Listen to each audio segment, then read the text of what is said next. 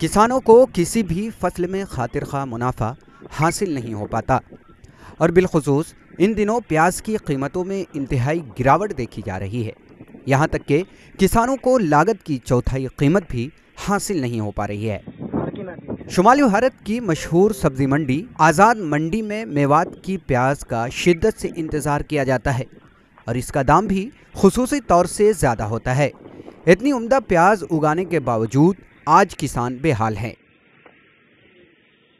अभी तो कुछ नहीं, मौत भी नहीं कर रही, मेहनत तो बाद में जितना खर्चा हो उसके उससे भी कम अभी तो बिक्री हुई है। उसके बाद में अभी तो हमारी मेहनत तो अलग है, जो भी अभी तक कोई खर्चा नहीं निकला हमारा, फायदा कुछ नहीं है, कोई फायदा नहीं हुआ हमें, इससे बोने के कोई फायदा नहीं हुआ। किसानों को लागत का चौथाई हिस्से का दाम भी नहीं मिल पा रहा है।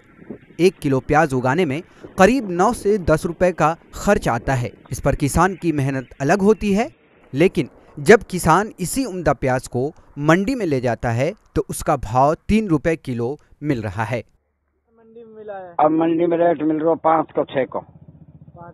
हाँ, तो आप लोग के लिए फायदा की इसमें कुछ हुआ है या नहीं हुआ? कुछ ना हो फायदा, टोटा में जा रहा है। बीज हमारा 25,000 का आया था और उसमें हमें बीज के रुपए नहीं निकल पा रहे हैं।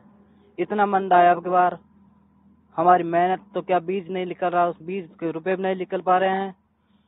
6, 7, 5 का भाव है, हम उसमें कुछ नहीं कमा पाते। माल भी सही है, रेट नहीं मिल रहे हैं कुछ भी।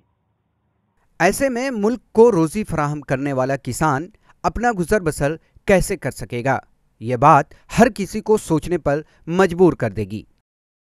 किसान इस मुल्क के लिए रोजी तैयार करता है, प्याज, बैगन और इस तरीके से बहुत सारी सब्जियां उगाता है पूरे मुल्क के लिए।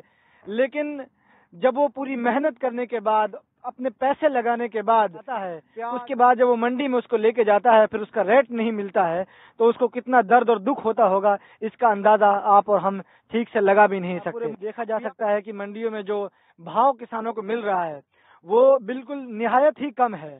इन्होंने हमें बताया कि 300 रुपए, 400 रुपए क्विंटल तक, यानी 3 से 4 रुपए किलो तक प्याज का भाव है। इनसे इनका बीज का खर्चा, इनकी मेहनत तो तकरीबन बर्बाद ही चली जा रही है, लेकिन इनका जो रोजी रोटी जिससे चलती है उस खेती के जरिए से वो भी होना बिल्कुल नामुमकिन सा लग रहा है।